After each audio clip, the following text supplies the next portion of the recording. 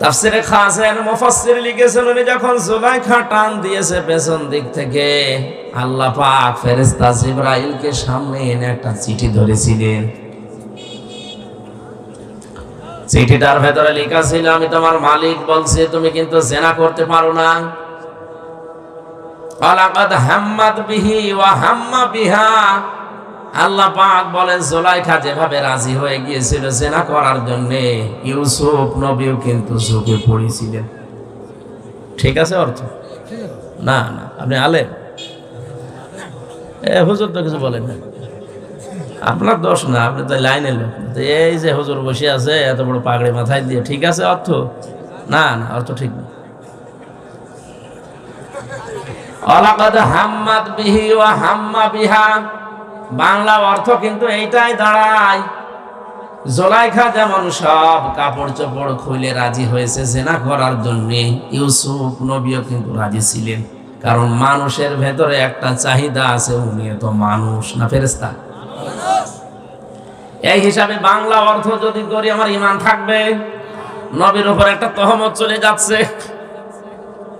আল্লাহ পাক পরের শব্দে জানিয়েছেন, লাউলা আর বুরহানা রব্বি, যদি তার রব তাকে কিছু বুরহান দলিল প্রমাণ না দেখাতেন। তাফসীরে অনেকগুলো নাম এসেছে, তার ভেতরে একটা আল্লাহ পাক ফেরেশতা জিবরাইলকে একটা চিঠি দিয়ে সামনে দাঁড় করিয়েছিলেন। ফেরেশতা এসে বলে, দেখো এদিকে তাকাও। তোমারও মন ওদিকে ঝুঁকে গেছে, কারণ যেমন তেমন মহিলা না, কিসের পরিমণি আর কিসের ঐশ্বরিয়া। এটা বিশ্ব সুন্দরী ছিল ওই সময়। আমি হাদিসে পড়েছি, তামাম দুনিয়ায় 4 জন মহিলাকে আল্লাহ সব চাইতে বেশি সৌন্দর্য দান করেছিলেন, তার ভেতরে জুলাইখা 3 নম্বরে। সব চাইতে বেশি সুন্দরী ছিলেন পৃথিবীতে আমাদের আদি মাতা হযরতে হাওয়া আলাইহিস সালাম। 2 নম্বরে ইব্রাহিম নবীর দ্বিতীয় প্রথম স্ত্রী হযরতে সারা। 3 নম্বরে জুলাইখা। 4 নম্বরে আমাদের নবী মুহাম্মদ রাসূলুল্লাহর ছোট মেয়ে ফাতিমাতুজ জোহরা রাদিয়াল্লাহু তাআলা আনহা। তামাম দুনিয়া এত সুন্দর করে আল্লাহর কাউকে বানাননি, কিয়ামত পর্যন্ত বানাবেন কিনা তাও জানি না। পুরুষের ভেতরে যে 2 জন মানুষের নাম আমরা জানি সবচাইতে সুন্দর ছিল, তার 1 নম্বরে আমাদের নবী মুহাম্মদ রাসূলুল্লাহ, 2 নম্বরে ছিলেন হযরত ইউসুফ। তাহলে পৃথিবীর শ্রেষ্ঠ সুন্দর সুন্দরী দাঁড়িয়ে আছে, যৌবনের চাহিদা আছে, সব কমপ্লিট, 10টা দরজায় তালা লাগানো। ইউসুফ নবী কিন্তু এই দৃশ্যটা দেখে সব কাপড় চোপড় খুলে যখন জুলাইখা দাঁড়িয়ে আছে, তিনি ঝুঁকে পড়েছিলেন। আল্লাহ প্রথমবার এইটাই দিয়েছে, ওয়ালাকাদ হাম্মাত বিহি ওয়া হাম্মা বিহা। একটা বিহি দেওয়া আছে আর একটা বিহা দেওয়া আছে, একটা পুরুষ একটা মহিলা। মানুষ হিসাবে 2 জনেরই চাহিদা ছিল, কিন্তু ইউসুফ নবীকে আল্লাহ দলিল দেখিয়েছেন, এজন্য তিনি সব কিছু বাদ দিয়ে দৌড় দিলেন। দরজার কাছে যখন যাচ্ছিলেন, মুফাসসির লিখেছেন ইউসুফ নবী ওই সময়ও কিন্তু ধারণা করে না যে দরজা খুলতে পারে, কারণ তিনি জানতেন যখনই আসেছি দরজাগুলো তালা লাগিয়েছে, 1টা 2টা না, 10টা দরজায় তালা লাগানো। উনি আল্লাহর উপরে ভরসা করে গিয়েছেন, একেবারে দরজার কাছে যে দেখে না দরজা খোলে না। আল্লাহ পাক এইটাই জানিয়েছেন, আল্লাযীনা জাহাদু ফিনা লানাহদিয়ান্নাহুম সুবুলানা। এখানে কিন্তু সাবিল দেয়নি, আল্লাহ সুবুল দিয়েছেন। কোন মানুষ যদি আল্লাহর পথে চেষ্টা করে চলার জন্য সিদ্ধান্ত নিয়ে, মহান আল্লাহ তাকে হেদায়েতের রাস্তা দেখাতে হাজারো দরজা খুলে দেন। আপনি শুধু দাঁড়িয়ে যাবেন। ঈমানের উপরে এই কঠিন পরিস্থিতিতে, যৌবনের চরম মুহূর্তে, এত বড় পদস্খলন যেখানে হওয়ার কথা, টিকেছিলেন। আল্লাহ এইটা লক্ষ্য করেছিলেন যে এত কঠিন জায়গায় টিকে থাকা অত সহজ না, কারণ বানিয়েছে কে? আল্লাহ। ভেতরের অবস্থা জানে কে? এরপরে ইউসুফ নবী যে পরীক্ষায় পাশ করে দরজা পর্যন্ত এসেছে, আল্লাহ পাক বলেন, এবার আমার কুদরত আমি দেখালাম। দরজার কাছে এসে উনি কয়েক সেকেন্ড দাঁড়িয়েও ছিলেন। পেছনের দিকে তাকিয়ে দেখে যে মহিলা পেছন থেকে টান দিয়েছিল জামা ছিঁড়ে তার হাতে এক টুকরা চলে গেছে, ধরতে পারে নাই। ইউসুফ নবী পেছনে ঘুরে সামনে ঘুরে দেখলেন দরজা খুলে গেছে। আপনি যদি টিকে থাকতে পারেন, সর্বশেষ যে জায়গায় আপনার রাস্তা শেষ, ওখান থেকে আমার আল্লাহর রহমত শুরু হয়। ইন্নাল্লাযীনা ক্বালু রাব্বুনাল্লাহু সুম্মা ইসতাকামু তাতানাজ্জালু আলাইহিমুল মালাইকা। আল্লাহ পাক বলেন, কোন মানুষ যখন বলে আল্লাহ তুমি আমার রব, এই কথা বলার পরে টিকে থাকতে পারে, দৃঢ় হতে পারে, সিদ্ধান্ত নিয়ে অটল থাকতে পারবে, পৃথিবী একদিকে কিন্তু আমার রব একদিকে, এই মনে করে যারা ঈমানের উপরে থাকতে পারে, তাতানাজ্জালু আলাইহিমুল মালাইকা, তাদের বিপদে আপদে আমি আল্লাহ ফেরেশতা নাযিল করে সাহায্য করি। দিনাজপুরবাসী কোরআনের এই আয়াতের দিকে তাকান। তাতানাজ্জালু এটা মোসারে, বর্তমান ভবিষ্যৎ, প্রেজেন্ট ফিউচার। মালাকুন এক বছর, মালাইকা বহু বছর। আল্লাহ কেন এই শব্দগুলো আয়াতের ভেতরে দিলেন? কিয়ামত পর্যন্ত যারা সত্যি আল্লাহকে রব বলে কঠিন পরিস্থিতিতেও টিকে থাকতে পারবে, আপনি নিরপেক্ষ দৃষ্টিতে শোনেন, আল্লাহর কসম এ কোরআনে কারীম আমার সামনে, আমি নিজে এই বাস্তবতা দেখে এসেছি। আল্লাহ যে ফেরেশতা নাযিল করে তাদেরকে সাহায্য করে, ফেরেশতা এসে কি বলে? আল্লাহ তাখাফু ওয়ালা তাহজানু, কোনো ভয় নেই, কোনো চিন্তা নেই। কিসের ভয়, কিসের চিন্তা? হয়তো ওই লোকটা ওই সময় মারা যাওয়ার মুহূর্তে চিন্তা করতে পারে, আল্লাহ যে কঠিন জায়গায় আমি আছি, কঠিন পরিস্থিতিতে আছি, এই জায়গায় থাকা অবস্থায় যদি আমি মারা যাই, তাহলে আমার সন্তানের কি হবে, আমার স্ত্রীর কি হবে, আমার যে সম্পদের পাহাড় আছে, আমার বিভিন্ন ব্যবসা প্রতিষ্ঠান আছে, এগুলোর কি হবে, কে দেখবে? আল্লাহ পাক যেন কানে কানে ফেরেশতাদেরকে দিয়ে বলায়, বল তোর কোনো চিন্তা নেই, তুই চলে যা, তোর ওগুলো আল্লাহ দেখবে। এটা বলার কথা কারণও আছে।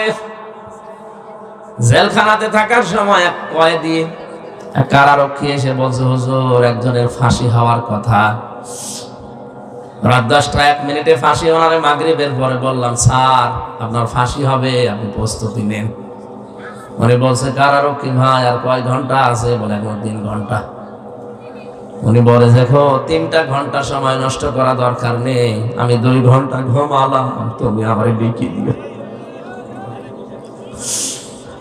দিনাজপুরবাসী আমরা আছি কোন জগতে? তারাও তো এই জগতেরই মানুষ। মাত্র 3 ঘন্টা পরে যার ফাঁসি, সেই লোকটা বলছে 2 ঘন্টা পরে আমার ডেকে দিও, আমি এখন ঘুমিয়ে গেলাম, অথচ তার ছেলে ঘুম হয়ে আছে।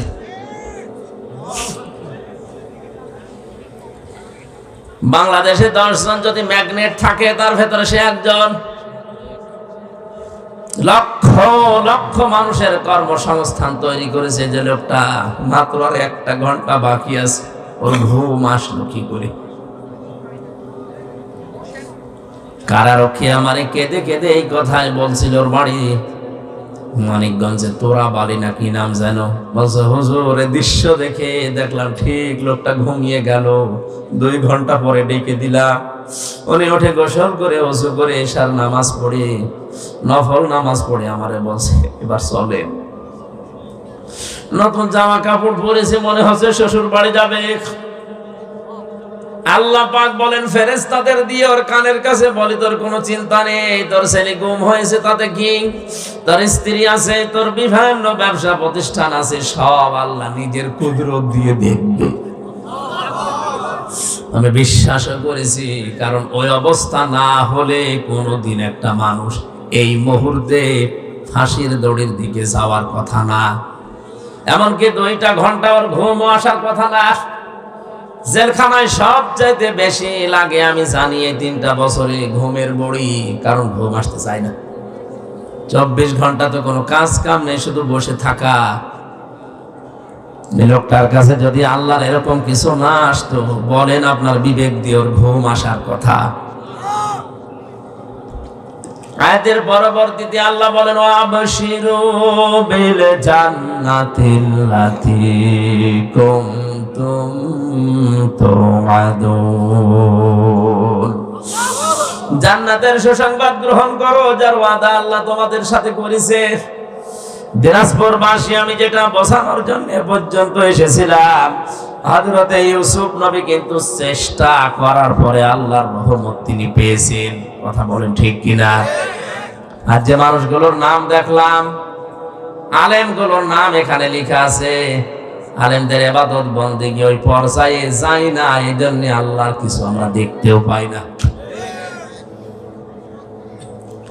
3 নম্বরে আলেম বলা হয় তাদেরকে, যে মানুষগুলো আল্লাহর নিষিদ্ধ কাজ থেকে সুযোগ থাকার পরেও বিরত থাকে। এটা আজ অনেক সাধারণ মানুষ না, আলেমদের ভেতরে এটা আমাদের নেই। সুযোগ না পেয়েই ছাড়ে না, সুযোগ পেলে তো আল্লাহর রাস্তায় চালায় না, এটা আলেমের বৈশিষ্ট্য না।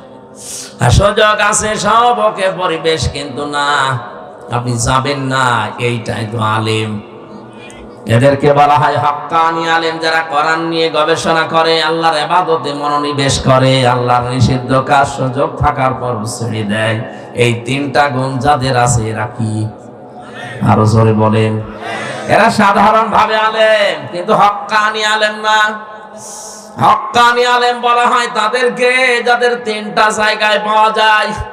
ইমাম ইবনে তাইমিয়া এর পরে লিখেছেন, আজ বাংলাদেশের 48,000 দরবার থেকে আওয়াজ আসে যে আমার দরবার হক দরবার, এইটাই হক্কানি দরবার।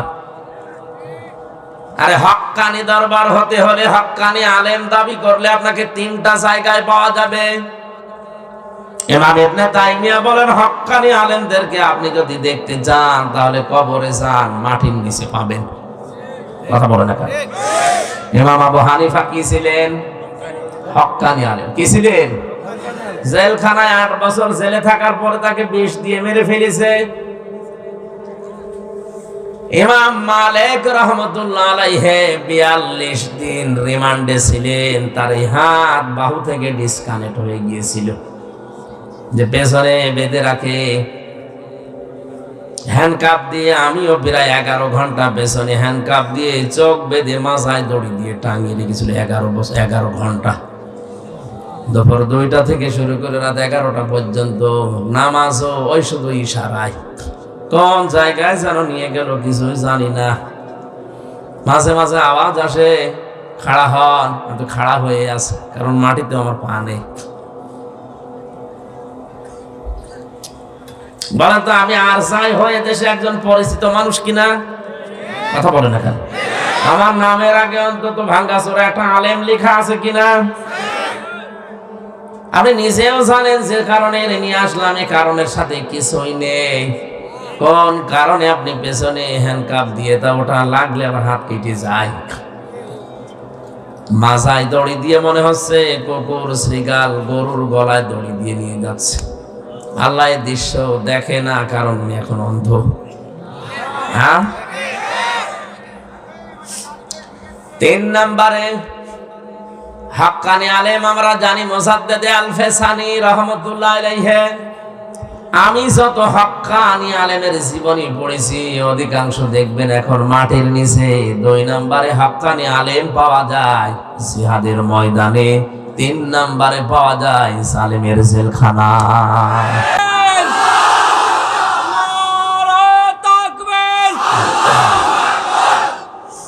আমরা হক্কানি আলেম খোঁজার জন্য বিভিন্ন দরবারে যাই, গাছতলায় যাই, আস্তানায় যাই। কে বলেছে একটা অন্যায় দেখে যে লোকটা প্রতিবাদ না করে চুপ করে থাকে, নবীজির ভাষায় ওই লোকটা বোবা শয়তান। আর আসতে বলেন, এদেশে আমার যতটুকু ধারণা, কারো লাগতো না অন্যায় শুরু হলে 48,000 পীর যদি একবারে প্রেস ক্লাবের সামনে গিয়ে বলতে, এটা চলতে দেব না, জীবন দেব, এটা চলতে দেব না, কোনো অন্যায় দেশে প্রমোট করতে পারতো না। এত বেশি বেশি খাবার খায়, শুধু ভড়ি ছাড়া কিছুই পাওয়া যাচ্ছে না। এত বড় বড় ভুড়ি হয়, আমার তো মনে হয় ও কোন মারা যাবে। মহিলারা ওদেরকে দেখে লজ্জা পায়, আল্লাহ সেলিমে হয় আমাদের আর পেট হয় এর। কি পেট দাও, আগের পেট বানিয়েছে। কোরআন নাযিল হওয়ার পর দিন থেকে আজকের এই দিন পর্যন্ত যত মানুষ কোরআন শুনেছে, শুনবে, এই শ্রোতা আল্লাহর ভাষায় 3 প্রকার। কয় প্রকার? এখানে যারা বসে আছেন আপনি মেলান তো কোন প্রকারে আছেন? আল্লাহ পাক বলেন পয়লা নম্বরে শ্রোতা কোরআনের তারা হবে। ওয়াকালাল্লাযীনা কাফারু লা তাসমাউ লিহাযাল কুরআনি ওয়ালগাউ ফীহি লাআল্লাকুম তাগলিবুন। সূরা হামিম সেজদা 24 নম্বর পারা 18 নম্বর পৃষ্ঠার 10 নম্বর লাইনে 26 নম্বর আয়াত। এটা আল্লাহ পাক বলেন, হে নবী, কাফেরেরা কোরআন শুনবে না, শুনতেও দেবে না। যেখানে আয়োজন হবে ওরা হট্টগোল করে, গন্ডগোল করে, বিশৃঙ্খলা সৃষ্টি করে বন্ধ করে দেবে। আর ওরা মনে মনে মানুষকে বলবে কোনো চিন্তা নেই, বন্ধ করো, গালিব হওয়া যাবে। যদি বিজয়ী হতে চাও তাহলে কোরআনের আলোচনা বন্ধ করো, কোরআনের তাফসীর যেখানে হয় ওটা বন্ধ করে দাও, তাহলে বিজয়ী হবে তোমরা। এই সিদ্ধান্ত কাফেরদের। কাদের? আরো জোরে বলেন কাদের? কোরআনে কারীমের অনুষ্ঠানগুলো আজ বাংলার বিভিন্ন প্রান্তে যারা বিভিন্ন শ্রোতানাতা ওসিলা দিয়ে বন্ধ করে দিচ্ছেন, আল্লাহর কসম আপনিও কাফের। আপনার নামের আগে যতই মুসলমান লেখা থাক, আর আপনার ওই যে কাঁটা আছে আগা, মনে করছেন আগা কাটা, আমি মুসলমান না। আগা কেটে দিলে মানুষ মুসলমান হয়, তাহলে ছাগল কি ছাগল মুসলমান না? আপনি তো মুসলমান ঠিক ওই ধরনের ছাগলের মতো। কোরআনের প্রথম শ্রোতাই হচ্ছে কাফেরেরা। কোরআন শুনলেই বাধা দিত। এখন যদি বলেন না, ও হাজী সাহেবের নামের আগে মোহাম্মদ লেখা আছে, আরে ভাই ও হজ করে এসেছে কাবা শরীফ থেকে, আর কাবার সভাপতি ছিল আবু জেহেল। ও তো শুধু একবার হজ করে চলে এসেছে, আর ওই ঘরের সভাপতি ছিল। কোরআনের শ্রোতা 2 নম্বরে তারা, ওরা শুনতেও আসে, বিশ্বাসও করে। আমির হামজা বানিয়ে বলবে না, আল্লাহর কথাই বলবে, শোনেও মন দিয়ে। ওয়াইদা কিলা লাহুম তাআলাউ ইলা মা আনজালাল্লাহু ওয়া ইলার রাসূলি রাআইতাল মুনাফিকিনা ইয়াসুদ্দুনা আনকা সুদুদা। সূরা নিসা 5 নম্বর পারা 7 নম্বর পৃষ্ঠার 1 নম্বর লাইনের 61 নম্বর আয়াত। এটা ফি জিলাল কোরআন তাফসীরে আছে। হে নবী, যখন ওদেরকে বলবেন আসো আল্লাহর বিধানের দিকে, রাসূলের আদর্শের দিকে, রাআইতাল মুনাফিকিনা, আপনি দেখবেন মুনাফিক যারা, ওরা শুনতে এসেছিল, বিশ্বাসও করছিল, কিন্তু যখন দেখবে যে এগুলো তো আমাদের বাস্তবের সাথে মেলে না, কারণ আমরা যে রাস্তায় হাঁটি সে রাস্তায় এগুলো মিলছে না, তখন আস্তে করে পেছন দিক থেকে তারা কেটে পড়বে। এগুলো নির্ভেজাল টাটকা মুনাফিক। মোনাজাতের আগে দেখেন কোনটা ওঠে না, তাহলে একেবারে ওঠাউঠি করার দরকার নেই। আমি গুণ বললাম। 3 নম্বরে কোরআনের শ্রোতা তারা। আল্লাহ পাক বলেন, ইন্নামাল মুমিনুনা আল্লাযীনা ইযা যুকিরাল্লাহু ওয়াজিলাত কুলুবুহুম ওয়া ইযা তুলিয়াত আলাইহিম আয়াতুহু যাদাতুহুম ঈমানা ওয়া আলা রাব্বিহিম ইয়াতাওয়াক্কালুন। সূরা আনফালের 2 নম্বর আয়াত। এখানে একটা তথ্য আছে, এই ভালো করে শুনুন, বাইরে যে গীবত করবেন না। মত পার্থক্য থাকতে পারে এই আয়াতের ব্যাপারে আলেমদের, কিন্তু একটা মত তো আপনি নিতেই পারেন। একটু ভালো করে শুনবেন। এটা যদি বুঝে আপনি আমল করতে পারেন, আমার যতটুকু কোরআনের উপরে বিশ্বাস আছে, বাস্তবতায় আমি যা দেখছি, এদেশের হাজারো দরবার এমনি বন্ধ হয়ে যাবে। একটু মিলান তো। আল্লাহ বলেন কোরআনে সূরা 3 নম্বরে তারা যাদের সামনে আল্লাহর আয়াত পড়লে ওদের অন্তরাত্মা কেঁপে ওঠে, ওদের কলবে কাঁপ ধরে। কোথায়? বলেন বলেন। ওয়াইদা তুলিয়াত আলাইহিম আয়াতুহু যাদাতুহুম ঈমানা। আরে মানুষগুলোর সামনে কোরআনে কারীম তেলাওয়াত করলে যখন ওরা বোঝে, অনুধাবন করে, উপলব্ধি করতে পারে, তখন ওদের ঈমান যা আছে আরো বেড়ে যায়। কোরআনের আলোচনা ঈমান বাড়ে ঈমানদারের। কার? আরো জোরে বলেন। কোরআন নবীজি আবু জেহেলের সামনেও পড়েছিলেন, আবু বকরের সামনেও পড়েছিলেন।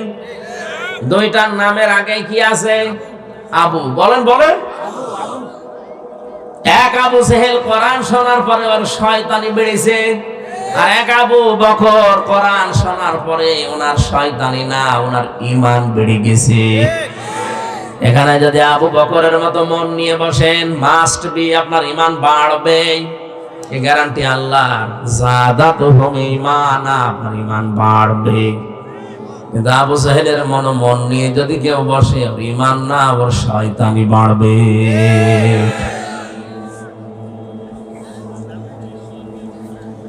আমরা জানি পৃথিবীতে যদি কাউকে জিনে ধরে, ভূতে ধরে, পরিতে ধরে, আমরা দেখি তাকে সূরা নাস ফালাক আয়াতুল কুরসি পড়ে ফু দিলে চলে যায়।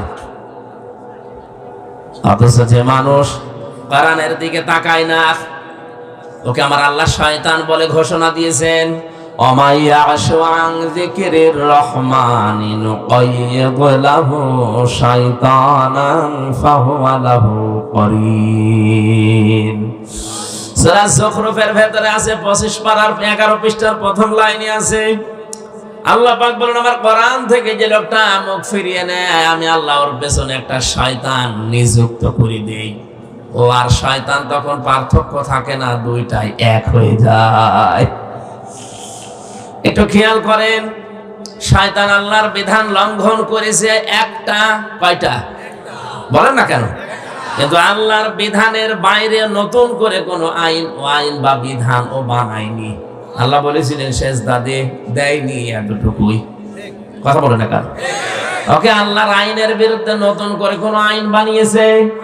বলেন বলেন না। ওর দোষ ছিল একটা, যে মানে নাই আল্লাহর একটা বিধান। এই জন্য আল্লাহকে মারদুদ, শয়তান, রাজিম, কত কিছু বলে জান্নাত থেকে দূর করে দিয়েছে। দুইটা জিনিস থেকেও বঞ্চিত, কোনোদিনও ক্ষমা পাবে না, কোনোদিন জান্নাত পাবে না। একটা বিধান শুধু মানে নাই, নতুন করে কোনো কিছু ওই বিধানের বাইরে তৈরি করতে যাবে, করে নাই। কিন্তু যে মানুষ আল্লাহর শ্রেষ্ঠ সৃষ্টি দাবি করার পরে আল্লাহর আইন মানে না, আল্লাহর এগেইনস্টে নতুন করে আইন বানিয়ে পরিবার, সমাজ, রাষ্ট্র চালাতে চায়, এটা তো শয়তানের দাদা। জিন শয়তান আয়াতুল কুরসি নাস ফালাক পড়লে চলে যায়। আর এরকম শয়তান যারা আছে, এদেরকে পুরা কোরআন পড়িয়ে ফু দেবে। সুতরাং আল্লাহর আইনের বিরুদ্ধে যারা আইন বানাচ্ছেন, আল্লাহর কোরআনের এগেইনস্টে যারা নতুন নতুন নিয়ম নীতি বানিয়ে দুনিয়ার মানুষকে শান্তি দিতে চান, শান্তি আপনি দিতে পারবেন না, আর অশান্তির দাবানল চলবে। এর একটা প্রমাণ এই শরীফ থেকে শরীফা। আপনি হাতে টের পাচ্ছেন না কোথায় যাচ্ছে এটা? সকালবেলা একটা লোক বললো আমি শরীফ, বিকালে বলছে না আমার শরীফা মনে হচ্ছে। আপনার মনে হোক, এ পর্যন্ত থাকলেও তো ছিল। এটা যদি রাষ্ট্রীয় ভাবে আপনি কায়েম করে ফেলতে পারেন, সংসদে, হাইকোর্টে যদি এটা পাশ হয়ে যায়, কি হবে বুঝতে পারছেন? বিকাল বেলা বলবে আমি তো শরীফা, আমার এই মহিলা হোস্টেলে সিট দিন। কথা বলবো দেব না। আপনি যদি বলেন না দেব না, আপনার এগেইনস্টে মামলা হবে। এখন যে মহিলা হোস্টেলে আপনার মেয়ে আছে, আপনার বোন আছে, আপনার ফুফু আছে, যত শরীফা দাবি করুক না কেন, মাল তো শরীফ, মাল শরীফ না। ওরে যদি ওখানে থাকতে দেন, ঠিক থাকবে। একজন প্রশ্ন করছে, যুবক যুবতী এক জায়গায় থাকা জায়েজ আছে কিনা? জায়েজ আছে, কিন্তু থাকবেন কি করে? আপনি তো থাকবেন না। থাকবে? যুবক যুবতী এক জায়গায় ঘুমানো জায়েজ আছে কিনা ফতোয়া দেন। ফতোয়া দেব কি? আপনি কি ঘুমাবেন? আপনি ঘুমাবেন? আপনি শরীফ থেকে শরীফা হয়ে মহিলা হোস্টেলে সিট নিয়ে আপনি ঘুমাবেন? পরবর্তী প্রজন্ম যা আসবে সব জারজ আসবে, সূক্ষ্ম ষড়যন্ত্র করে আমাদেরকে লূত আলাইহিস সালামের জামানার ওই জাতির মতো বানাতে অনেকে চেষ্টা চালাচ্ছে। এই সমকামিতার বলছে না এটা হিজরা। কে বলেছে হিজরা? হিজরা এটা শারীরিক সমস্যা। আর এই সমকামিতা যারা প্রমোট করছেন এটা কিন্তু আপনার মানসিক সমস্যা। মানসিক বিকৃতি করে ফেলেছেন আপনি। আল্লাহর বিধানের বাইরে নতুন করে বিধান চালু করতে চাচ্ছেন, তার সৃষ্টিকে আপনি পাল্টিয়ে দিতে চাচ্ছেন। অনেকে আজ বিভিন্ন জায়গায় দেখা যাচ্ছে ডাক্তার দিয়ে, অনেক মেয়ে পর্যন্ত সার্জারি করে নিজের শরীরের গঠন পাল্টিয়ে কোন কায়দায় যেন লজ্জায় স্থান পাল্টিয়ে ওরা ছেলে হওয়ার চেষ্টায় আছে। পারবেন না, কিয়ামতের আগে এটা সম্ভব না। কেন সম্ভব না বলেন তো? সূরা আলে ইমরানের 6 নম্বর আয়াতে আল্লাহ দলিল দিচ্ছেন, ওয়াল্লাযী ইউসাউবিরুকুম ফিল আরহামি কাইফা ইয়াশা লা ইলাহা ইল্লা হুয়াল আজিজুল হাকীম। আধুনিক যে তাফসীর গুলো পাওয়া যায় দেখবেন ওখানে আছে, তিনি সে আল্লাহ যিনি মায়ের রেহেমের ভেতরে তোমাদের আকৃতি তৈরি করেন। তাহলে আকৃতি বানানো, এই গঠন বানানোর দায়িত্ব কার? আরো জোরে বলেন কার? কোরআনে কারীম প্রমাণ দিচ্ছে, ফালিয়ানজুরিল ইনসানু মিম্মা খুলিকা মিম্মা দাফিক ইয়াখরুজু মিন বাইনিস সুলবি ওয়াত তারাইব। সূরা তারিকের ভেতরে আছে, আল্লাহ পাক বলেন মানুষকে নজর করে দেখে না যে কি জিনিস দিয়ে তারে বানালাম। বাবার স্ফলিঙ্গ দিয়ে দ্রুত গতিতে বের হয়ে যাওয়া এক ফোঁটা নাপাক পানি দিয়ে ওর জন্মের উৎস। এটা শরীর থেকে বের হলে শরীর নাপাক হয়ে যায়, গোসল ফরজ হয়ে যায়। পৃথিবীর কোন মার্কেটে দোকানে যার 4 আনাও দাম নেই আছে? কেউ ফ্রি দিলেও নেবে? বলে না কেন? এটা বের হওয়ার সঙ্গে সঙ্গে মায়ের রেহেমের ভেতরে যখন যায়, বিজ্ঞান এখন প্রমাণ করছে এক একটা ফোঁটার ভেতরে কম পক্ষে 40,000 মানুষ বানানোর ক্ষমতা আছে। বাবার স্ফলিঙ্গ থেকে মায়ের রেহেম পর্যন্ত যেতেছে, জরায়ুর সাথে ধাক্কা লেগে দেওয়ালের সাথে তাল লেগে অনেকে পড়ে মারা যায়। রেহেম পর্যন্ত পৌঁছাতে পারে হয়তো 1টা 2টা 5টা 7টা 13টা পর্যন্ত বাচ্চা এই দুনিয়ায় ক্যালিফোর্নিয়া একজনের হয়েছে। আমি যেহেতু একজন, তাহলে আমি ওই 40 লাখের ভেতরে মাত্র একজন। কথা বলেন? আল্লাহ দয়া করে ওই জায়গা থেকে আমারে পৌঁছিয়ে দিলেন। বিজ্ঞান এখন দেখতে পাচ্ছে গবেষণা করে, এই বীর্যটা যাবার পরে বাবার এই নাপাক বীর্য দিয়ে আল্লাহ 4টা জিনিস তৈরি করে, চুল, রগ, হাড় আর পর্দা। কয়টা? বলেন বলেন। মায়ের রেহেমের ভেতরে যে নাপাক পানির থলি আছে, এটা দিয়ে আল্লাহ আরো 4টা জিনিস বানায়, রক্ত, গোশত, চর্বি আর চামড়া। 4 8টা জিনিস যখন এক হয়, আল্লাহ পাক বলেন আমার বান্দা আর বান্দি বানাতে আমি আল্লাহ 5টা জিনিস আমার রব নামের খাতিরে দান করি। ওয়াজআলা লাকুমুস সামআ ওয়াল আবসারা ওয়াল আফইদা ইলা আখিরি আয়াত। সূরা নাহাল 14 নম্বর পারার 14 নম্বর পৃষ্ঠার 14 নম্বর লাইনের 78 নম্বর আয়াতের মাঝে আছে, আমি আল্লাহ শ্রবণ শক্তি, দর্শন শক্তি, বাক শক্তি, আকেল শক্তি আর ঘ্রাণ শক্তি, এই 5টা আমার রব নামের কারণে দান করি। দিনাজপুর বসে মদত যদি থাকে মাথায় চিন্তা করেন, আল্লাহ যদি ওই সময় একটাও কম দিত আপনি হতেন কিন্তু অপূর্ণাঙ্গ। দর্শন শক্তি যদি আল্লাহ না দিত আপনি কানা হয়ে দুনিয়ায় আসতেন। কথা বলেন না কেন? অনেক কানা দুনিয়ায় আসে না? আপনি যদি কানা হতেন তখন বুঝতেন কি ঠেলা। কুমিল্লায় একবার খাবার খাচ্ছিলাম, পাশে দেখে এক অন্ধ, বিদ্যুৎ চলে গেল, আমরা হাউমাউ করছি, কোথায়, তাড়াতাড়ি জেনারেটর চালু করেন, কারেন্ট কোথায় গেল, আলো নেই। মাত্র 2 মিনিটের ভেতর ওনাদের জেনারেটরও নষ্ট, আলোর ব্যবস্থা করতে পারে নাই। অন্ধ আমার হাত চেপে ধরে বলছে, হুজুর মাত্র 2 মিনিট কারেন্ট চলে গেছে, আপনি চিল্লাচ্ছে, অথচ আজ 42 বছর আমার জীবনে কারেন্ট নেই। 2 মিনিটের ভেতরে যদি আপনি এত চিল্লা পাল্লা করেন, আমি 42 বছরে তো আমার কান্নাকাটি করার দরকার। আল্লাহ হারিয়েছি আমি ছাড়া দুনিয়ায় কেউ জানে না।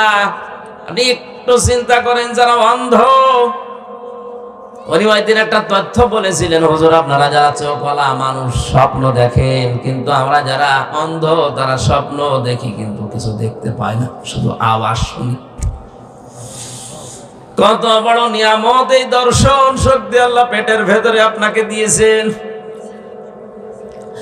আল্লাহ পাক বলেন, 8 5 13টা যখন এক হয়ে যায়, তখন ওর আকৃতি তৈরি করার জন্য ফেরেশতারা আমাকে 40 দিন পরে যেটা পাল্টায়, আমারে জিজ্ঞাসা করে, এটা করব কি?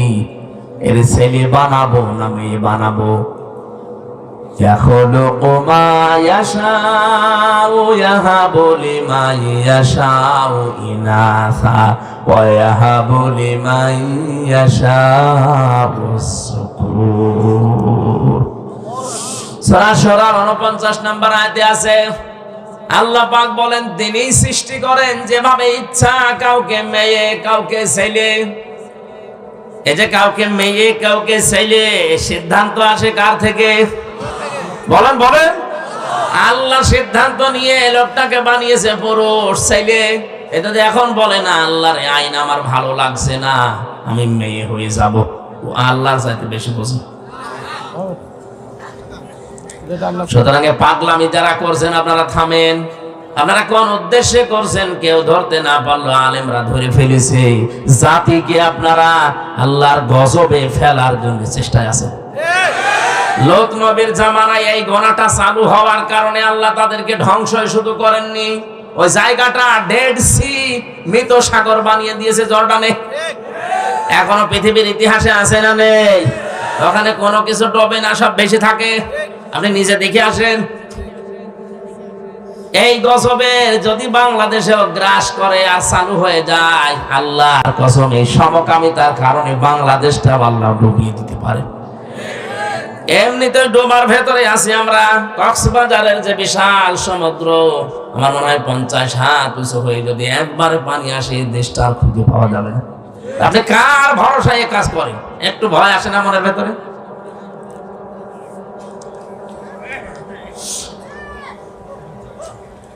আমার ভাইরা,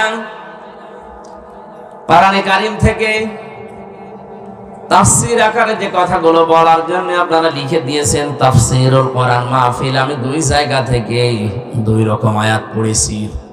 রহমানের বান্দা কারা দুনিয়াতে তাদের 12টা গুণ অর্জন করা লাগে, আর বিশ্ব নবী মুহাম্মদুর রাসূলুল্লাহকে আল্লাহ সতর্ককারী হিসাবে কি করতে পাঠালেন। এই যে মাস চলছে শাবান মাস, এই মাসেও কিছু সতর্কীকরণ আছে, কিছু কাজ আছে। আমরা অনেকেই মনে করি সবে বরাত মানে এই শাবান মাস না। এখানে প্রায় 5টা শিক্ষা আমাদের দেওয়ার জন্য শাবান মাস বছরে বছরে আসে। আজ আমার 33 বছর বয়স, প্রতি বছরে মাসটা কিন্তু আমার জীবন থেকে চলে যায়, একটা শিক্ষাও আমরা নিতে পারি না। হ্যাঁ নিয়েছি, শুধু খাওয়া। কেন? এদেশের যত ইবাদত বন্দেগী আমরা দেখতে পাচ্ছি অধিকাংশগুলোই খাওয়া ভিত্তিক। সবে বরাতে খাওয়া, সবে কদরে খাওয়া, সবে মেরাজে খাওয়া, মানুষ মরে গেলে খাওয়া, জন্ম হলে খাওয়া। এক কথা বলছেন, খাওয়া ছাড়া কোন ইবাদত আছে আপনি দেখান? নেই। আর মুসলমানদের আর কিছু জানা না থাক, কি করে খাওয়া লাগে 2 নম্বরই করে, এটা ভালো জানে। যে থাকা অবস্থায় আমার দাদা মারা গিয়েছিল, একবার বলছিল একটা গল্প, এক লোক মুসলমান, খ্রিস্টান আর ইহুদি 3 জন মিলে বন্ধুত্ব করে দোস্তি করে বেড়াতে গেছে। সন্ধ্যাবেলায় 3টা 4টা রুটি কিনে বলছে আমরা খেয়ে নেই। 3জন 3টা খেয়ে আর একটা আছে। ইহুদি খ্রিস্টান বলছে আমরা তো এখন খেলাম, এটা রেখে দাও, পরে খোদা লাগলে খাওয়া যাবে। মুসলমান বলছে না, আসো টেনে ছিঁড়ে ভাগ করে খেয়ে ফেলি, ওর ধান্দা শুধু খাওয়া। খ্রিস্টান বলছে না, এখন ঘুমাও, রাতের বেলা ঘুমের ভেতরে যে আশ্চর্য স্বপ্ন দেখবে সেই রুটি খাবে। মুসলমান বলছে এবার ঠিক আছে, ঘুমাও। ওরা দুই যখন ঘুমিয়েছে, ও উঠে রুটি খেয়ে মুখ মুছিয়ে এবার ঘুমিয়েছে। ইহুদি ডাক দিয়ে বলো, ভাইরা ওঠো, আমি আশ্চর্য স্বপ্ন দেখলাম। কি? আমি দেখি আমার নবী মুসা আলাইহিস সালাম 6ষ্ঠ আসমানে আমারে ডাক দিল, উম্মত তোর উপরে আমি খুশি, ওই যে রুটি আছে তুই খাবি। এত উপরে নিয়ে আমার নবী যদি আমারে বলতে পারে এ রুটি আমার, রুটি আছে। খ্রিস্টান বলছে তোমার স্বপ্ন হইল আমার নবী ঈসা আমারে ডাক দিয়ে বুকের সাথে বুক মিলিয়েছে, কপালে চুমা দিয়ে বলে, উম্মত তোর জীবনের উপরে আমি খুশি, ওই যে রুটি আছে তুই খাবি।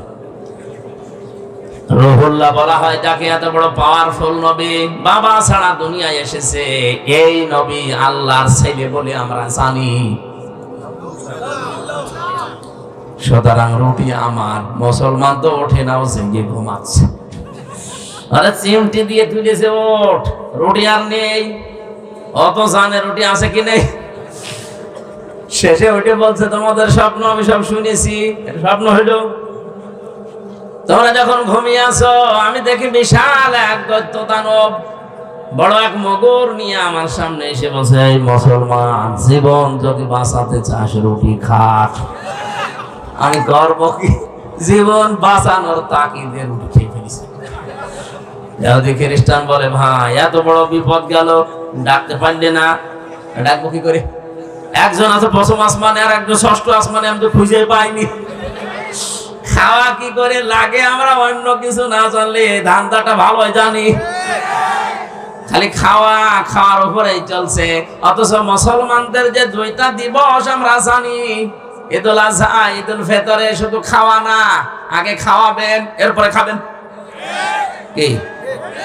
ঈদুল ফিতরে আপনি নিজে 1 মাস রোজা রাখার পরে মরণের খাওয়া খাবেন, হবে না। আগে যাকাত দেন, ফিতরা দেন, দান করেন, সেমাই কিনে দেন, গরিব মানুষ খাবে, হাসবে, ওর হাসি দেখে আপনি হাসবেন।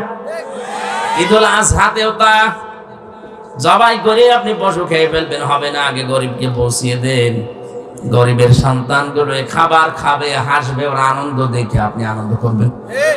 তাহলে ইসলামের ইবাদত হচ্ছে আগে ত্যাগ, এরপরে ভোগ। বলেন না কেন? এ বাকি বাদ দিয়ে আর যা আছে আপনি তাকান, আগে ত্যাগ না আগে ভোগ? খালি খাবো নেব, খাবো নেব, এই নতুন নতুন দিবস তৈরি হয় আর খালি খাওয়া বাড়ে। এই যে কয়েকদিন আগেও একটা দিবস, কয়েকদিন পরে আসবে 14ই ফেব্রুয়ারি, এটাও একটা দিবস অনেকে বানিয়েছে। এই দিবসে খালি খাবো নেব, খাবো নেব। কথা বলে দেখা। ও আর 25 মিনিট আছে। এনাকে অনেকে এখানে টাকা পয়সা 1 বছর ধরে গুছিয়েছে, উনি ওই শরীফাকে ফুল কিনে দেবে। এই দিবস মুসলমানদের জন্য না, মুসলমানদের দিবস শুধুমাত্র ওই 2টা। কান খাড়া করে শোনেন, যত বড় গুরুত্বপূর্ণ মানুষ আপনার জীবন থেকে হারিয়ে যাক, সর্বনিম্ন আপনি শোক পালন করবেন 3 দিন। কয় দিন? বলেন বলেন। আর মহিলার যদি স্বামী মারা যায় 4 মাস 10 দিন, সেটা আলাদা। পৃথিবীতে আর যারা যায় হারায়, সে মা হোক, বাবা হোক, ছেলে হোক, মেয়ে হোক, নেতা হোক, যদি হারিয়ে যায়, মারা যায়, তার জন্য শোক পালন করা সর্বোচ্চ কয়দিন? আর আমরা এমন মানুষ হারায়, তার জন্য শোক চলছে, কিয়ামত পর্যন্ত চলবে, তাও শোক শেষ হবে না। কোন জায়গা থেকে আপনি ইসলাম নিয়েছেন? আমি আশা করছি আপনার বিবেকের দরজায় ধাক্কা লাগবে।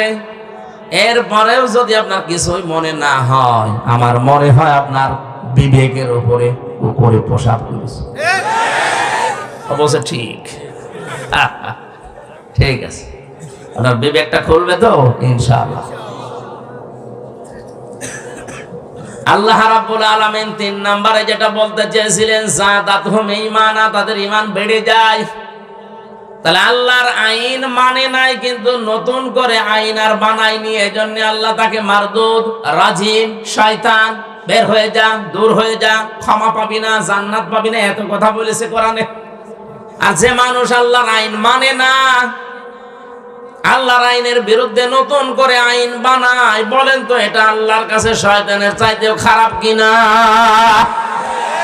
আমি আর নিচে নামলাম না, এরপরেও আপনি না বোঝার ভান করে আছেন আমি জানি, কিন্তু যারা বোঝার তারা বুঝেছে। আয়াতের মূল শব্দ ছিল কি? অজিলাত কুলুবুহুম। অজিলাত মানে ধাক্কা দেয়, কাঁপন ধরে। কুলুবুহুম তাদের কলব। এই ভালো করে শোনেন, মানুষের কলব আমরা অনেকেই মনে করি কলব আছে বাম স্তনের 2 আঙ্গুল নিচে। এই কারণে পীর সাহেবরা জিকির দিলে বলে ধাক্কা দাও, কি বলে না?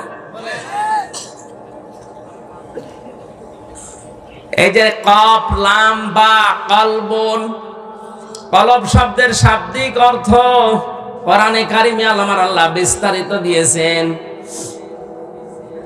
লাহুম কুলুবুন লা ইয়াফকাহুনা বিহা। এটা সূরা আরাফে আছে, 9 নাম্বার পারা 13 নাম্বার পৃষ্ঠার 2 নাম্বার লাইনের 179 নাম্বার আয়াতের মাঝে আছে। আল্লাহ হৃদয় আছে কিন্তু চিন্তা নেই। কি নেই? বলেন বলেন। এই কোন দিকে তাকিয়ে আছে?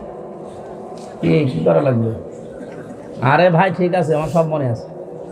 আগে ভালো করে শোনেন, আমি প্রশ্ন করবো পরে। যদি বলতে না পারেন আপনি এখানে বসাচ্ছেন।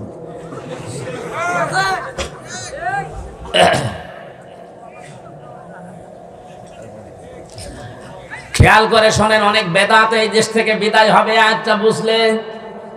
আল্লাহ বলেন তাদের কলব আছে, হৃদয় আছে, কিন্তু কোনো চিন্তা নেই, তারা বোঝে না। তাহলে কলবের কাজে আয়াত দ্বারা প্রমাণ কি? চিন্তা করা, বোঝা, কি করা? বলেন বলেন। আমরা যেটা বলেছি বাম স্তনের 2 আঙ্গুল নিচে এটা আছে, এখানে যদি আপনি ধাক্কা দেন তাহলে পরিষ্কার হবে, আপনি ভালো হয়ে যাবেন। হাদিস বলা হয় এখান থেকে দলিল দিয়ে, আলা ইন্না ফিল জাসাদি মুদগাতুন ইদা সালুহাত সালুহাল জাসাদু ওয়া ইদা ফাসাদাত ফাসাদাল জাসাদু আলা ওয়া হিয়াল কলব। নবীজি বলেন সাবধান, জেনে রাখো, প্রতিটি মানুষের শরীরের ভেতরে একটা গোস্তের টুকরা আছে। আমি আলেমদেরকে বলছি, আলা ইন্না ফিল জাসাদি। নবীজি কিন্তু আলা ইন্না ফিল সাদরি দেয়নি, দিয়েছে যে বুকের ভেতরে। আলা ইন্না ফিস সিররি, মাথার ভেতরে। কোন জায়গার নাম নবীজি নির্ধারিত করেননি, বলেছে এই মানব শরীরের ভেতরে। মাথা কি শরীরের অংশ না? বুকটা শরীরের অংশ না? এই কথা বলেন। আমার 3.5 হাত বডি শরীরের অংশ, তাহলে এর ভেতরে কোন জায়গায় আছে যে গোস্তের টুকরাটা ভালো হলে মানুষ ভালো হয়ে যায়, খারাপ হলে মানুষ খারাপ হয়ে যায়। আলা জেনে রাখো, ওয়াহিয়াল কলব, ওই গোস্তের টুকরার নাম হচ্ছে কলব। নাম কি? তাই নবীর হাদিস থেকে, আল্লাহর আয়াত থেকে কি বোঝা গেল? এটা আমার কোন জায়গায় আছে নবীজি নির্ধারিত করে বলেন না যে মাথায় আছে, বুকে আছে, পেটে আছে। না, এটা বলেননি। আপনি হাদিসের ব্যাখ্যা পড়েন, পাবেন না। উনি বলেছে শরীরের ভেতরে। এখন যে শব্দটা নবীজি দিলেন, আলা ইন্না ফিল জাসাদি মুদগাতুন, কি দিয়েছেন? মুদগা কাকে বলা হয়? বিজ্ঞান এখন কম্পিউটার দিয়ে দেখিয়ে দিচ্ছে যে মুদগা তৈরি হতে 3টা জিনিস লাগে। কয়টা? মানুষের এই যে রেহেমের ভেতরে যে 40 দিনে পাল্টায়, এটার নাম প্রথমে হয় আলাক, জমাট বাঁধা রক্ত, ঝুলন্ত যোগ, মাটির নির্যাস। বাকি 40 দিনে যেটা হয়ে যায় তার নাম মুদগা। কি? মুদগা হওয়ার জন্য শর্ত 3টা। 1 নম্বরে ওর ভেতরে রক্ত থাকা লাগবে। 2 নম্বরে ওর ভেতরে চর্বি থাকা লাগবে। 3 নম্বরে রাবারের উপরে দাঁত দিয়ে কামড় দিলে যেভাবে দোড়া কাটা ভাগ বসে যায়, ওর ভেতরে এরকম দাগ দেখা যাবে। আমি এখানে সভাপতি সেক্রেটারি যারা আছে, মুরব্বী মানুষ, এমনি মরে যাবে, তারপরও বলছি আপনারা যদি মাথা ফাটিয়ে এই জায়গায় কলয় যে মগজটা বের করে নিয়ে আসি, আর বাম স্তনের এই জায়গা থেকে যদি কেটে গোস্তটা নিয়ে আসি, আপনাদের কাছে আমার প্রশ্ন, এবার বলেন তো কম্পিউটারের সাথে, নবীর হাদিসের সাথে, কোরআনের আয়াতের সাথে মিলছে কোনটা? আপনি মগজের ভেতরে দেখবেন দোড়া কাটা ভাব আছে, ওর ভেতরে রক্ত আছে, ওর ভেতরে চর্বি আছে। এক কথা বলছেন না? শুধু এইটাই না, মাথার ভেতরে 36টা জিনিস দেওয়া আছে। এর সামনে যেটা ফ্রন্টাল লব, অক্সিপিটাল লব, কম্পিউটার থাকলে আপনার এখানে আমি একেবারে হাতে কলমে দেখিয়ে বুঝিয়ে দিতে পারতাম। আপনি তারপরও দেখবেন মানব দেহের এই যে বিভিন্ন জায়গায় যে জয়েন্ট গুলো আছে, মাথার মগজ নিয়ে সব নিচে দেখতে পারবেন। কলবের কাজ চিন্তা করা। আল্লাহর নবীর ভাষায়ও এটা যদি খারাপ হয়ে যায় মানুষ খারাপ হয়। এবার আপনার বিবেক দিয়ে বলেন, মানুষ কি চিন্তা করে বুক দিয়ে না মাথা দিয়ে? বলেন সবগুলোই তো মিলছে এই জায়গা। হ্যাঁ, যদিও আলেমদের মতভেদ আছে এটা নিয়ে, কিন্তু মিলছে তো আমি দেখছি এই জায়গায়। তা আপনি যে বললেন বাম স্তনের 2 আঙ্গুল নিচে ধাক্কা মার, ওটা পরিষ্কার হবে, জিনিস তো ওখানে নেই, বুক ব্যথা হবে। আর আমার মনে হয় বাম স্তনের 2 আঙ্গুল নিচে যে গোস্তের টুকরা, ওইটা পরিষ্কার হলে মানুষ ভালো হয় না। মানুষ ভালো হয় যখন এইটা পরিষ্কার হয়। আজ এইটা পরিষ্কার নেই, এই জন্য ঘুষ খায়। এইটা পরিষ্কার নেই, এই জন্য জেনা করে। এইটা পরিষ্কার নেই, এই জন্য আল্লাহর বিরুদ্ধে আইন বানায়। এটা পরিষ্কার থাকলে জীবনে কাজ করতে পারতো না। কোরআনের শ্রোতা 3 নম্বরে তারা যারা কলব ধাক্কা দেয়, ঝালঝালা পয়দা হয়, শরীরের পশমগুলো খাড়া হয়ে যায়। ওয়াইদা সামিউ মা উনজিলা ইলার রাসূলি তারা আ'য়ুনাহুম তাফিদু মিনাদ দাম'i মিম্মা আরাফু মিনাল হক ইয়াকুলুনা রাব্বানা আমান্না ফাকতুবনা মা'আশ শাহিদিন। সূরা মায়েদা 7 নম্বর আর 1 নম্বর পৃষ্ঠার 1 নম্বর লাইনের 83 নম্বর আয়াত এটা। হে নবী, আপনি যখন কোরআন শোনাবেন মানুষদেরকে, যারা আপনার বক্তব্য বুঝতে পারবে, উপলব্ধি করবে, দেখবেন ওদের চোখ দিয়ে পানি পড়ছে। কোরআনের আলোচনায় সবার চোখে পানি আসে না, আমরা তো বুঝেই না হাতে পানি আসবে কি করে। কোরআনের শ্রোতাদের বৈশিষ্ট্য 3 নম্বর এটা, ওয়ালা রাব্বিহিম ইয়াতাওয়াক্কালুন। কোরআন শুনে বুঝে উপলব্ধি করে বাড়ি যাওয়ার সময় সিদ্ধান্ত নেয়, জীবন চলে গেলেও আল্লাহর উপরে ভরসা আমি শেষ করব না। জোরে বলেন সুবহানাল্লাহ। তাহলে আমরা কোরআনের 1 নম্বর শ্রোতা হতে চাই না, 2 নম্বরও না, 3 নম্বরটা হতে চাই। কথা বলেন। এই কোরআন থেকে আমরা তেলাওয়াত করলাম সূরা মুদ্দাসসিরের মাত্র 2টা আয়াত। জবান খুলে তাফসীর আকারে শোনার জন্য আল্লাহর কালাম পড়েন। আউযু বিল্লাহি মিনাশ শাইতানির বিসমিল্লাহির রহমানির রহিম।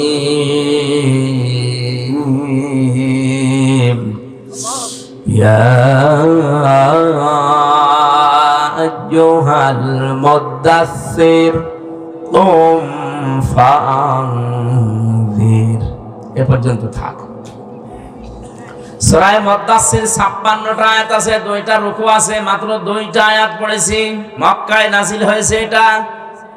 কোন আয়াত থেকে কেউ যদি কথা শুনতে চায় 5টা বিষয় খেয়াল করা লাগে। তার শুদ্ধ তেলাওয়াত, মাতৃভাষায় অর্থ, ঐতিহাসিক প্রেক্ষাপট, বাস্তব ব্যাখ্যা আর মূল শিক্ষা নিয়ে বাড়ি যাওয়া। কয়টা? তাফসীরে ফি জিলালিল কোরআনের ভূমিকায় 5টা লেখা আছে। যে কোনো আয়াত থেকে কথা তাফসীর শুনতে হলে প্রথমে তেলাওয়াত করবেন শুদ্ধভাবে, আমরা অন্তত যতটুকু চেষ্টা করি পড়েছি। মাতৃভাষায় অর্থ হচ্ছে, হে বস্ত্র আবৃত ব্যক্তি দাঁড়ান, মানুষদেরকে সতর্ক বাণী শোনান। ঐতিহাসিক প্রেক্ষাপটের ভেতরে পেয়েছি বিশ্বনবী সর্বপ্রথম 5টা আয়াত পেয়েছিলেন 40 বছর বয়সে। কয়টা? এখান থেকে একটা শিক্ষা আছে, জ্ঞানী মানুষ যারা আছেন তারা খেয়াল করেন। ফেরেশতা জিবরাইল এসে সর্বপ্রথম তাকে বলেছিলেন ইকরা ইকরা ইকরা, উনি 3 বার বলেছিলেন মা না বিকারি, আমি পড়তে পারি না, বলেছিলেন না?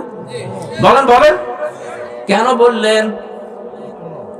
3 বার ওনাকে বুকে চাপ দিয়েই বলেছে পড়ো, উনি বলছেন আমি পড়তে পারি না। কেন পড়তে পারেন না?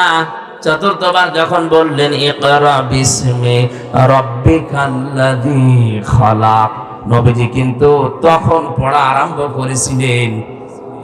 প্রশ্ন করলেন জিবরাইল, এতক্ষণ পর্যন্ত কেন তুমি এ কথা আমারে বললে না যে পড়া লাগবে কার নামে? তুমি খালি প্রথম থেকেই বলছো পড়ো পড়ো, তো কি পড়বো, কার নামে পড়বো? যখনই বললেন রবের নামে পড়ো, আমি পড়া আরম্ভ করেছি। শুধু আরম্ভ করিনি, 5টা আয়াত তোমার সাথে পড়েছি। এখান থেকে উম্মতদেরকে শিক্ষা দিতে চাইলেন, পৃথিবীর উম্মতেরা পড়তে বললেই পড়া যাবে না, পড়া দেখা লাগবে ওটা রবের নামে পড়া হচ্ছে কিনা। আজ আমাদের সিলেবাস গুলোর দিকে তাকান তো, রবের নামে পড়া আছে?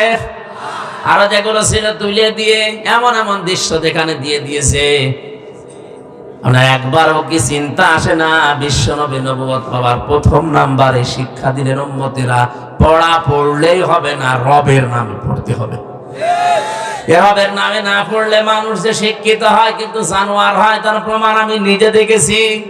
এ চোখে দেখলাম একজন ওযু করছে, 5.5 বছর 6 বছরের ছেলে পায়ে পানি ঢেলে দিচ্ছে ছাত্র, ওস্তাদের পায়ে, শিক্ষকের পায়ে ময়লা আছে এই জন্য ছোট্ট হাত দিয়ে পরিষ্কার করে দিচ্ছে পানি ঢেলে। আমি এইটাও দেখেছি এই চোখে। ভার্সিটিতে ক্লাস চলছে, শিক্ষককে ছাত্র জুতা দিয়ে পিটাচ্ছে যে শালা তোরা মেরেই ফেলবো।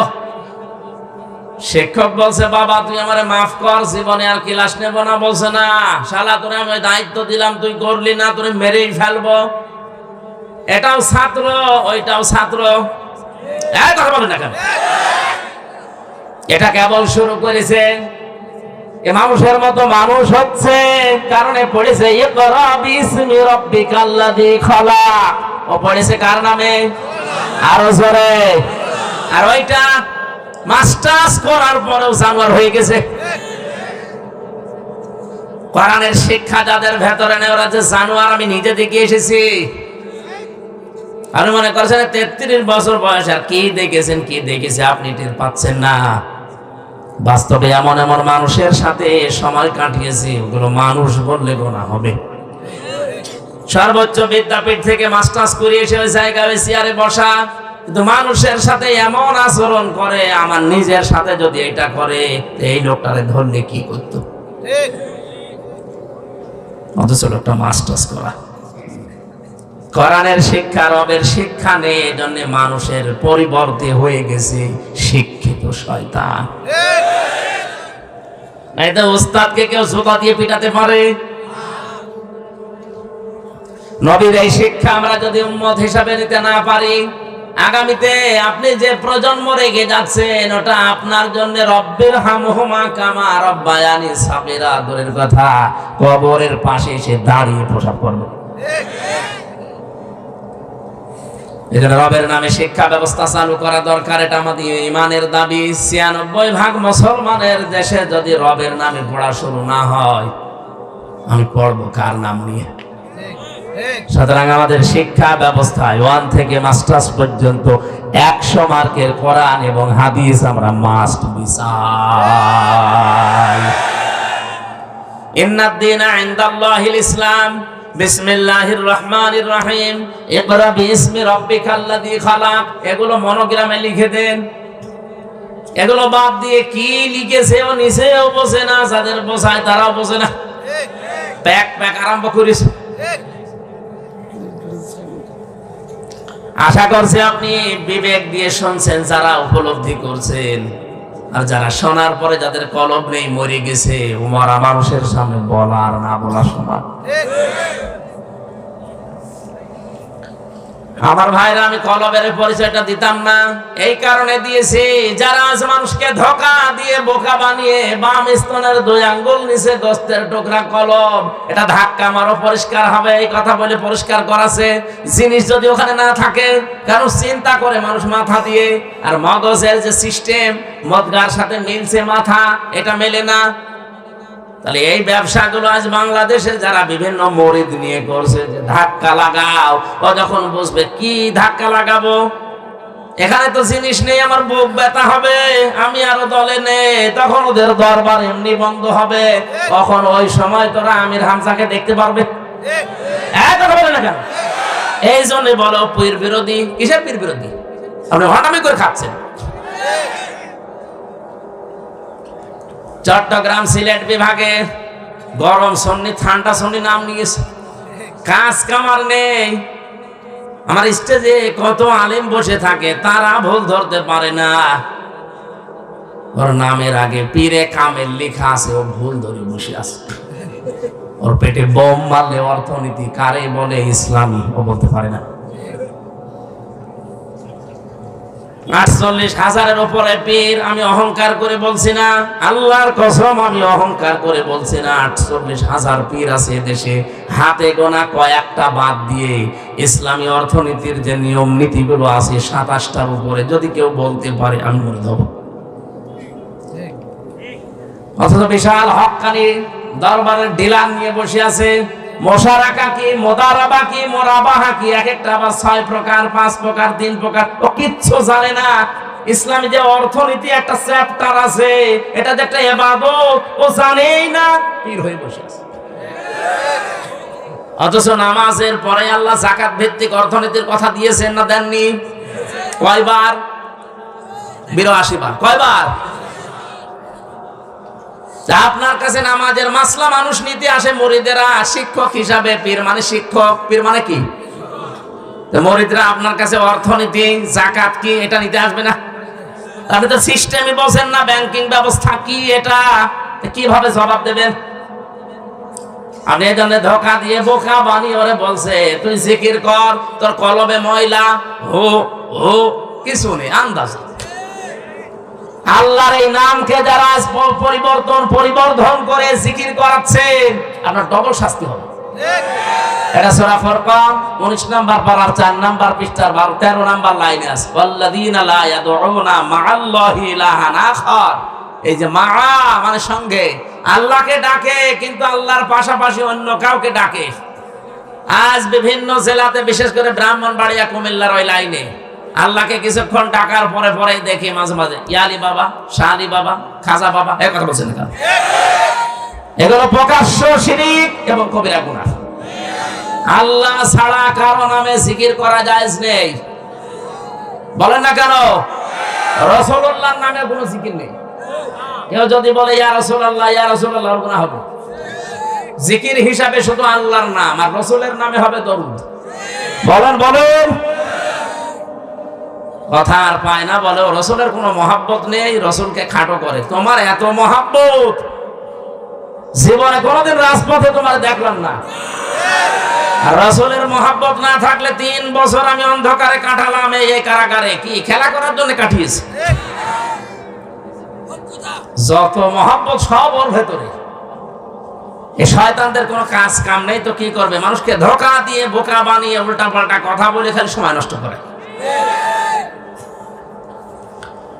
নবীজি এই শিক্ষা নিয়ে বাড়ি আসার সময় বলেন তো, এই তথ্য যদি ফাঁস হয় যে আসলে তো ভোকা, এ ভুয়া, এই তিশার, এই যে কি নাম জানো, মোস্তাক, এর যেমন ভুয়া ভুয়া বলে তাড়া দিয়েছে, এ পীর গুলোকে ভুয়া ভুয়া বলে দরবার ছাড়া করবে। কারণ এখন তো অধিকাংশ মানুষ শিক্ষিত হচ্ছে, ওরা যখন দেখবে কম্পিউটারের মাধ্যমে এত মেলছে না, এত সব বানিয়ে বানিয়ে ধোকা দিয়ে বোকা বানাচ্ছে, তখন ওদের রাগ। ওরা তো বুঝে ফেলেছে যে হামজা সেই জায়গায় আঘাত করছে, এই জায়গা যদি প্রকাশ হয়ে যায়, আমি যে ব্যবসা করে খাচ্ছি, ব্যবসা মাঠে মারা যাবে। কথা তোলে অনেকে যে কিয়ামতে এক এক পীর নাকি লক্ষ লক্ষ মুরিদ নিয়ে আসবে কিয়ামতে। কে বলেছে? পুরা মিথ্যা কথা। কিয়ামতে প্রতিটি মানুষ আল্লাহর সামনে দাঁড়াবে স্রেফ একা একা। সূরা মরিয়ম 16 নম্বর পারা 10 নম্বর পৃষ্ঠা 15 নম্বর লাইনের 85 নম্বর আয়াত, 95 নম্বর আয়াতে আছে, অকুল্লুহুম আতিহি ইয়াউমাল কিয়ামাতি ফারদা। কিয়ামতে প্রতিটি মানুষ আল্লাহর কাছে দাঁড়াবে কয়জন করে? আর যেই লোকটা আয়াতের বিরুদ্ধে কথা বলে যে কিয়ামতে আমার পীর সাহেব লক্ষ লক্ষ মুরিদ নিয়ে আসবে, এটা কি আয়াতের সাথে মেলে? বলেন বলেন। এই যখন বুঝে ফেলে তখন বলে যে হামজা পীরদের বিরোধী, এরে আর আসতে দিও না। না, যে জিনিস যত ভালো তার নকল বের হয় তত বেশি। পীর সাহেব তো ভালো জিনিস, পীর মানে শিক্ষক। আপনি যেটা জানেন না ওনার কাছে জেনে নেবেন। তো জানবেন কি করে? নিজেই তো জানেন না। পীর বাংলাদেশের চট্টগ্রামের মরহুম মাওলানা আব্দুল জব্বার, এটা পীর। আর এমন এমন পীর বের হয় তার 30 তলা বাড়ি, লঞ্চের ব্যবসা করে, কোটি কোটি টাকার মালিক, সুপার মার্কেট, কোনো কিছুর অভাব নেই। আর পীর থাকবে না খেয়ে। মাওলানা আব্দুল জব্বারের থাকার মতো একটা কুড়ে ঘরও ছিল না, সব দিনের জন্য দিয়েছিল। আর আমরা এমন পীর, সুপার মার্কেট আমার। জনে বলেন সুবহানাল্লাহ। এই ব্যবসায় যখন ভাটা পড়বে, মানুষ যখন জেনে ফেলবে, কারণ এটাই যে রেকর্ড হচ্ছে, কালকে সারা দেশে ছড়াবে।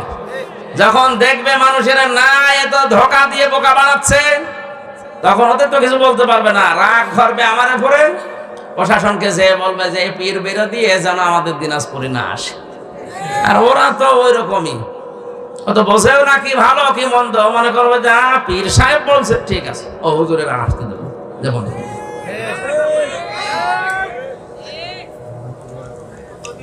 নবীজি মুহাম্মদুর রাসূলুল্লাহ 5টা আয়াত নিয়ে আসছিলেন। এত ভয় পেয়েছিলেন, বিশ্ব নবী বলেন বাড়িতে যাওয়ার সময় দেখি ওই ফেরেশতা আকাশ আর জমিনে বিশাল একটা চেয়ারের ভেতরে উনি আছে। ওনাকে দেখে আমি ভয় পেয়ে গেলাম। তাফসীরে ইবনে কাসিরে পড়েছি, বিশ্ব নবী দৌড় দিতে গিয়ে পড়ে গিয়েছিলেন। তাড়াতাড়ি করে নিজেকে সামলিয়ে বাড়িতে এসে স্ত্রীকে বললেন, জাম্মিলুনি জাম্মিলুনি ইয়া খাদিজা, আমার ঢেকে দাও, আমি ভয় পেয়েছি। হযরতে খাদিজা ওই দিন 5টা কথা বলেছিলেন। কয়টা? আরো জোরে বলেন বলেন। কোন স্ত্রী যদি তার স্বামীর পক্ষে এই 5টা কথা বলতে পারে, ওই স্বামী আল্লাহর জান্নাতি। এখন আমার যে শরীর, গলা, এমনকি 12টা বাজে, এখন কিছুক্ষণ পরে বোম ফুটবে। কি? আর 1 মিনিট পরে বোম ফোটা শুরু হবে। ওম ফাংজিরের ব্যাখ্যা এখন আর সম্ভব না, আগামীতে নিয়ে আসেন। নিয়ে আসেন। আপনি এত তারিখে তুলেন কেন? আমি সেই আসরের সময় এসে বসে আছি। হ্যাঁ, তুলতে তুলতে রাত 10:45 বাজালেন, আমি মাহফিলে চলে যেতাম। কথা ঠিক নেই, আমার খাতায় লিখে দিয়েছে রাত 9টা থেকে 11টা, আর চলছে রাত 11টায়। কথা ঠিক থাকে না, আবার মাহফিল নিয়েছে। আগামীতে এলাকায় আমার আর নিয়ে আসবেন না। না, 12টার পরে আমি কথা বলি না, আমার উস্তাদের মা বাবারও নিষেধ। এত রাত পর্যন্ত কথা বলা ঠিক না। আমার তো বাসা লাগবে না। কালকে আবার সকালে আছে সিরাজগঞ্জে, বিকালে আছে বগুড়ায়, রাত্রে আছে আবার সিরাজগঞ্জ। আমি পারছি না ভাই, আজ শেষ করতে গেলে এখন 1-1.5 ঘন্টা 2 ঘন্টা লাগবে। আমি মাপ চেয়ে শরীরের দিকে তাকিয়ে শেষ করছি। আপনারা যা করবেন করেন, আমি পারবো না। আরো আগে তুলতে বলছিলাম, ওনারা সে শহরে বসিয়ে রেখেছি। শেষে আসরের পরে এসেছি, আর নিয়ে আসছে রাতে 10:45। মানুষের ব্যাগ কালেকশন, এখন টাকা দেবে মানুষ। এই চলে যেন না, এখন 12টা বাজে। অন্তত ফুল যারা কিনেছেন ফুল পরে দেবেন। বসেন, যারা যাচ্ছে মাহফিলের খরচের জন্য দয়া করে কিছু দিয়ে যান। আমি মুসাফির, অসুস্থ এবং মাজলুম মানুষ, দোয়া করবেন ইনশাআল্লাহ। বারাকাল্লাহু লানা ওয়া লাকুম ফিল কোরআন।